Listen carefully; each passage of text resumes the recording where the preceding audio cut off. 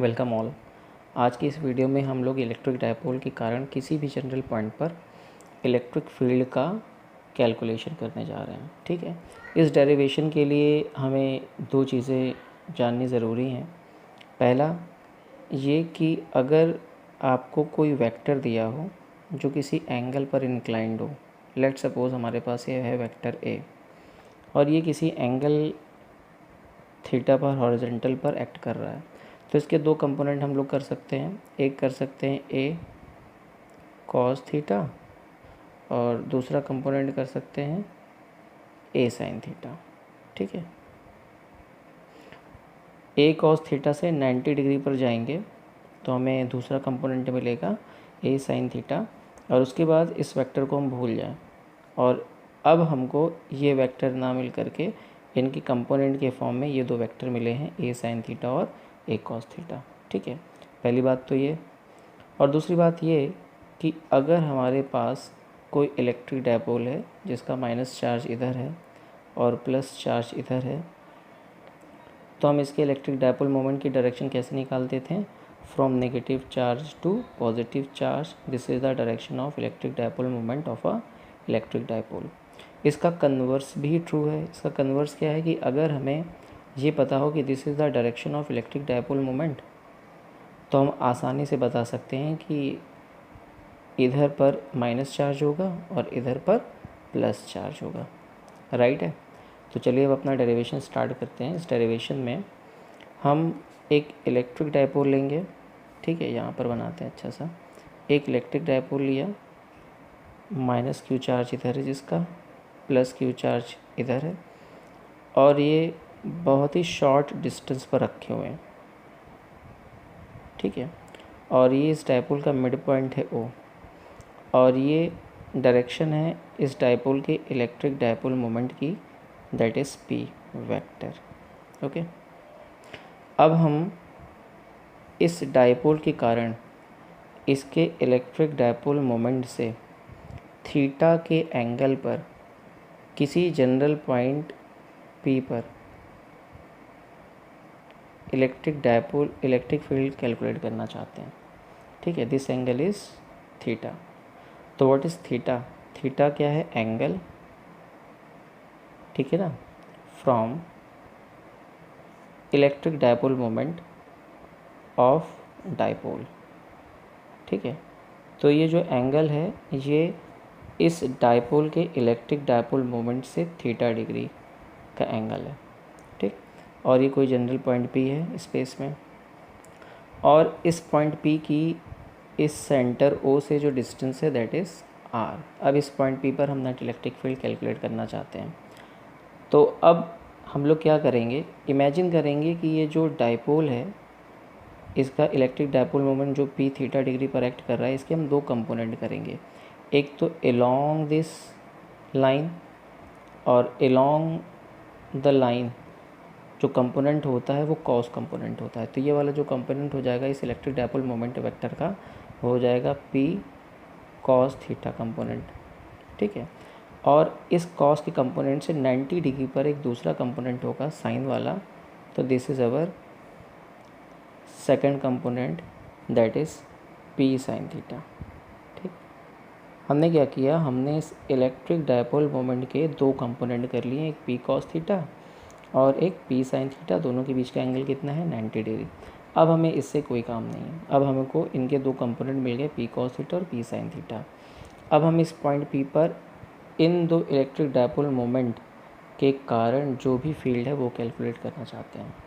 तो देखिए ये एक इलेक्ट्रिक डायपोल मोमेंट है पी साइन थीटा, तो अज्यूम करेंगे इसका माइनस चार्ज इधर होगा, प्लस चार्ज इधर होगा, और ये पॉइंट पी इस इलेक्ट्रिक डायपोल्स के इक्वेटोरियल लाइन या इक्वेटोरियल एक्सिस पर है।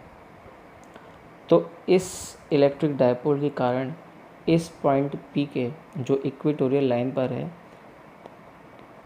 इलेक्ट्रिक फील्ड का फॉर्मूला क्या होगा? That is E equatorial. का फॉर्मूला क्या होता है? वो होता है p electric dipole moment, that is in this case p sine theta, तो p sine theta upon 4 pi epsilon naught और डिस्टेंस कितनी है, डिस्टेंस है इसकी r, तो r का क्यूब। ठीक है, ये फॉर्मूला है इक्वेटोरियल एक्सिस पर, आपको याद होगा। अब इस इलेक्ट्रिक डायपोल के कारण जो p cos थीटा का इलेक्ट्रिक डायपोल मोमेंट है, इस पॉइंट P पर इलेक्ट्रिक फील्ड का फॉर्मूला क्या होगा, तो देखिए इस इलेक्ट्रिक डायपोल मोमेंट के लिए ये पॉइंट P इसकी एक्सियल लाइन पर है। This point P lies on the axis of this electric dipole moment, यानी हम अज्यूम करेंगे कि because the direction of electric dipole moment is this, तो ये जो इलेक्ट्रिक डायपोल मोमेंट जनरेट हो रहा है ये किसी डायपोल के कारण हो रहा है जिसका नेगेटिव चार्ज इधर है और पॉजिटिव चार्ज इधर। तो अब उस डायपोल के कारण उसके एक्सिस पर इलेक्ट्रिक फील्ड का फॉर्मूला कितना होगा, वो होगा 2p। p की जगह क्या लेंगे, हमारे इस केस में इलेक्ट्रिक डायपोल मोमेंट है p cos थीटा, तो क्या लेंगे p cos थीटा और 4 pi एप्सिलॉन नॉट, और डिस्टेंस कितनी है, तो डिस्टेंस है r, तो r का क्यूब। और इसे हम लोग अभी क्या मानेंगे, लेट सपोज कि ये हमारा E1 और ये इसे मान लीजिए ये हमारा E2। ठीक है, ओके। अब इस इलेक्ट्रिक डायपोल मोमेंट के कारण पॉइंट P पर जो भी इलेक्ट्रिक फील्ड होगी वो डायपोल मोमेंट की डायरेक्शन में होगी, यानी कि this is the direction of electric field, that is E1। तो ये हमारा E1, sorry it is E2, तो ये हमारा E2। और इस डायपोल मोमेंट के कारण इस पॉइंट P पर जो भी इलेक्ट्रिक फील्ड है वो equatorial axis that is E1 पर कैसे होती है, इन वैल्यू में तो इतनी होती है, और डायरेक्शन में कैसे होती है, opposite to the direction of electric dipole moment. Because the direction of electric dipole moment is this, तो इसके अपोजिट डायरेक्शन में यहाँ पर होगा E2। तो this is our sorry E1। Okay, तो अब हमारे पास दो इलेक्ट्रिक फील्ड हैं जिनके बीच का एंगल कितना है, इट इज़ 90 डिग्री। तो अब हमें इनकी रिजल्टेंट फील्ड निकालनी है। ओके, तो रिजल्टेंट का फॉर्मूला आपको याद हो, तो रिजल्टेंट का फॉर्मूला होगा, because it is a vector quantity, तो फॉर्मूला होता है E1 square plus E2 square plus 2E1 E2 cos theta. But because in our case the theta is 90 degree, तो ये वाला टर्म तो ज़ीरो हो जाएगा, बचेगा क्या, ये वाला और ये वाला टर्म। तो रिजल्टेंट अगर हम लोग फील्ड निकालें, है ना, if we wish to calculate the resultant field, तो ई रिजल्टेंट कितना होगा, under square root of E1 कितना है, E1 है हमारा this one, that is P sign theta upon 4 pi epsilon naught r cube का होल स्क्वायर, प्लस दूसरा वाला कितना है, दूसरा वाला है 2p cos theta upon 4 pi epsilon naught r cube का होल स्क्वायर। ठीक है, होल स्क्वायर।